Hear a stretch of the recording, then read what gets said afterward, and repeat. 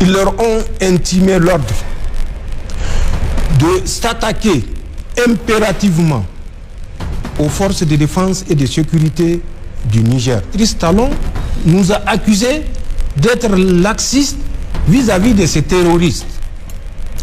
Que c'est des terroristes que nous laissons passer comme moi à travers un passoire. Ouais. Ces acteurs ne sont autres que la France, 48 heures après les événements du 26 juillet. Emmanuel Macron a convoqué un conseil de défense. Je dis bien un conseil de défense sur la situation au Niger. Mais ce n'est que le début d'un grand complot à notre frontière nord. Nous savons ce qui s'est passé en Libye et nous savons quels sont les acteurs qui étaient derrière ce qui s'est passé en Libye. Le combat, ce n'est pas pour le Conseil national pour la sauvegarde de la patrie. Le combat, c'est pour la dignité du Niger. Le combat, c'est pour la survie du Niger. Le 25 décembre 2024, un séisme médiatique secoue le Sahel. Abdrahmane Tchani, président du Niger, brise enfin le silence sur la chaîne nationale Télé Sahel. Face caméra, le regard froid, il dévoile une série de révélations explosives, complots néocoloniaux, trahison régionale, manipulation médiatique, 8 révélations. Une seule vérité, le Niger et l'Alliance des États du Sahel sont en guerre pour leur survie. Préparez-vous à voir l'Afrique sous un nouveau jour. Mais derrière le choc de ces déclarations, il y a une logique, une stratégie, une histoire longue. Dans cette vidéo, on vous explique ce que Tchani a vraiment dit, pourquoi ça change tout, et comment le Sahel devient l'un des épicentres géopolitiques de ce siècle. Tchani commence par poser un cadre clair. La crise sécuritaire au Sahel n'est pas un accident. Elle s'inscrit dans une lutte globale pour le contrôle de l'Afrique, de ses ressources et de ses peuples. Selon lui, des puissances néocoloniales veulent empêcher l'émergence d'une Afrique souveraine. Et pour cela, elles utilisent la guerre, la dette, les ONG et même les médias. Il faut faire un rappel historique, car comme le dit le Coran, le rappel sauve. Il faut rappeler, pour que les Nigériens et les autres peuples comprennent la définition de cette menace à laquelle nous sommes confrontés, les implications qui sont derrière cette menace, qui n'est autre ou qui ne sont autres que la défense des intérêts géostratégiques ou géopolitiques des puissances impérialistes, mais particulièrement néocolonialistes. Le président rend un hommage sobre mais puissant aux forces de défense nigériennes, présentées comme le dernier rempart contre l'effondrement de l'État. Il parle de sacrifices quotidiens, d'actes de bravoure et d'une guerre qui ne dit pas son nom. Rendre un hommage à l'ensemble de nos forces de défense et de sécurité qui, au prix de sacrifices énormes, se battent jour et nuit pour garder notre espace confédéral, notre pays, particulièrement le Niger, debout. Dans un passage troublant, Tchani retrace une histoire de déstabilisation qui remonte à l'Afghanistan, à la Libye, jusqu'au cœur du Sahel. Pour lui, ces événements ne sont pas isolés. Ils participent d'un grand projet de chaos contrôlé, orchestré par les mêmes acteurs. Mais ce n'est que le début d'un grand complot que je ne saurais relater ici intégralement. L'un dans l'autre, en 1980, le conflit va se déporter, où les puissances néocoloniales et impérialistes vont déporter ce conflit en Afghanistan. Vous savez ce qui s'est passé en Afghanistan de 1980 jusqu'en 1986 exactement. Vous connaissez les implications qui ont eu lieu en Afghanistan. Après l'Afghanistan, ce conflit va se déporter un peu plus loin, en Irak. Nous savons ce qui s'est passé en Irak. Nous connaissons les acteurs, nous connaissons les implications et nous connaissons les intérêts géostratégiques et géopolitiques et tous les non-dits qui ont couronné malheureusement cette période où beaucoup de citoyens irakiens ont perdu leur vie. Le néocolonialisme ne s'arrêtera pas à ça. Un foyer s'éteint, c'est un autre qui est déjà programmé pour s'allumer. Le conflit va revenir en Syrie. Mais avant d'arriver en Syrie, ils ont tenté de l'allumer plus proche de nous, en Algérie, avec les retours des Moudjahidines qui revenaient de l'Afghanistan. Donc la Syrie a été un autre point de chute de ses intérêts géostratégiques et géopolitiques des puissances impérialistes néocoloniales. Vous avez suivi ce qui s'est passé en Syrie jusqu'à la dernière évolution où tout le monde a suivi et tout le monde a découvert le grand jeu de ces puissances néocolonialistes. Mais avant la fin de la Syrie, ils ont mis également un foyer en latence qu'ils ont rallumé, c'était la Libye, à notre frontière nord. Nous savons ce qui s'est passé en Libye et nous savons quels sont les acteurs qui étaient derrière ce qui s'est passé en Libye. Qui sont ces acteurs ? Tchani désigne explicitement la France comme l'un des principaux instigateurs. Il affirme que dès juillet 2023, après la révolution qui a renversé l'ancien président Bazoum, le président français Emmanuel Macron a réagi en convoquant un conseil de défense pour contrer le nouveau pouvoir nigérien. Cet extrait révèle une tentative d'ingérence directe de Paris, si elle est exacte, mettrait Paris en première ligne d'une ingérence géopolitique directe.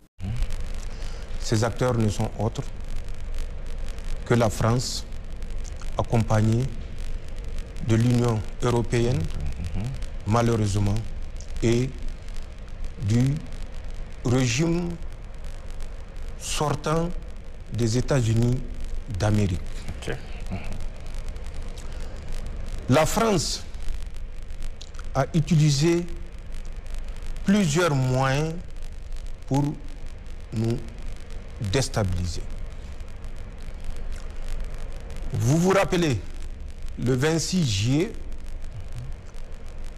date de la révolution qui a cours au Niger, 2 jours après le 26 juillet 2023, Emmanuel Macron, qui était en visite dans un territoire ou département d'outre-mer, a convoqué un conseil de défense.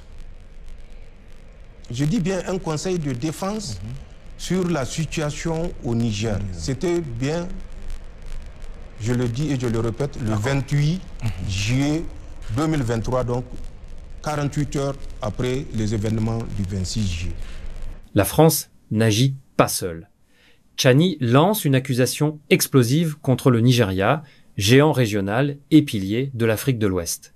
Il affirme que ce voisin, sous l'influence de Paris, a franchi une ligne rouge en collaborant avec des groupes terroristes pour déstabiliser le Niger. Cette révélation, si elle est étayée, pourrait déclencher une onde de choc sans précédent. Le Nigeria, moteur économique et militaire de la CEDEAO, trahirait ainsi un partenaire historique pour servir des intérêts néocoloniaux. Une telle duplicité menace de fracturer la région déjà fragilisée par le départ du Niger, du Mali et du Burkina Faso de la CEDEAO pour former l'Alliance des États du Sahel. Si ces allégations s'avèrent fondées, elles pourraient sonner le glas de la CEDEAO, incapable de survivre à une crise de confiance aussi profonde. Les relations entre Niamey et Abuja, déjà tendues, risquent de sombrer dans une confrontation ouverte, redessinant les alliances et les rivalités en Afrique de l'Ouest pour des décennies. Ils leur ont intimé l'ordre d'arrêter toute attaque contre les forces de défense et de sécurité du Nigeria de s'attaquer impérativement aux forces de défense et de sécurité du Niger.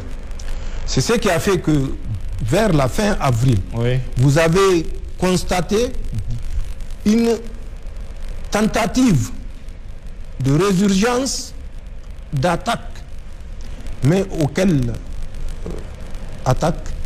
les forces de défense et de sécurité du Niger ont réservé le sort que ces mouvements néocoloniaux méritent.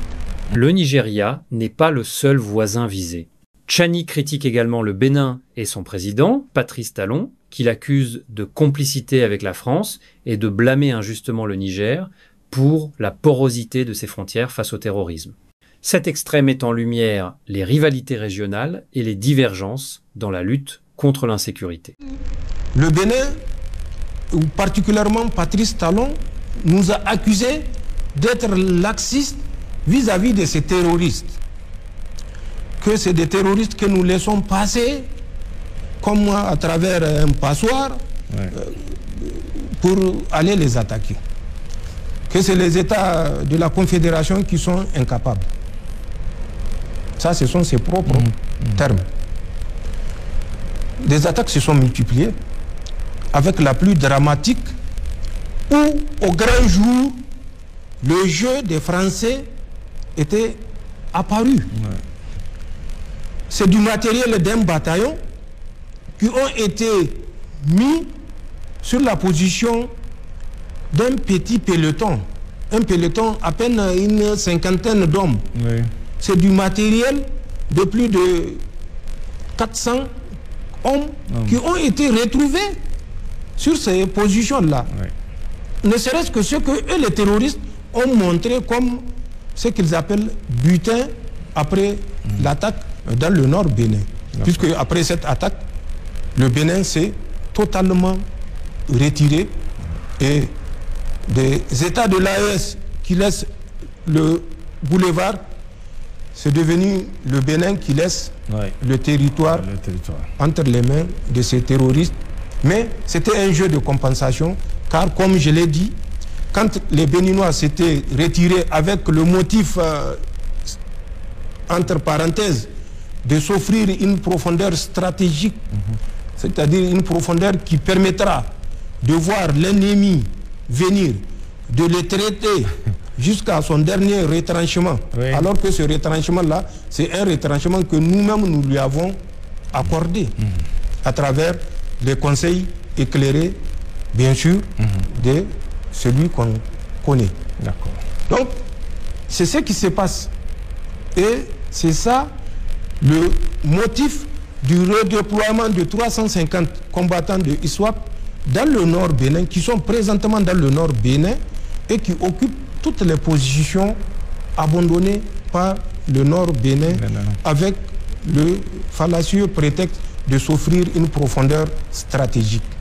Mais il ne faut pas abuser et utiliser les termes comme des perroquets. Pour qu'un pays puisse s'offrir une profondeur stratégique, il faut que ce pays-là soit capable de s'assurer physiquement cette profondeur stratégique. Les Français qui sont les maîtres de ces Béninois-là, ou en tout cas de Talon, que les Béninois m'en excusent, les Français n'ont pas de profondeur stratégique. Remontons à la Deuxième Guerre mondiale, juste la Deuxième Guerre mondiale. Face à ces attaques, Tchani convoque l'histoire millénaire du Niger. Il appelle son peuple à se lever, à se battre, à défendre une Afrique libre. Il parle de fierté, de résilience, de dignité. C'est un passage fort, un appel à l'unité non seulement du Niger, mais de toute l'Afrique. Le combat, ce n'est pas pour le Conseil national pour la sauvegarde de la patrie. Le combat, c'est pour la dignité du Niger. Le combat, c'est pour la survie du Niger. Le combat, c'est pour la souveraineté du Niger. Et ce combat-là est le même au Mali et au Burkina.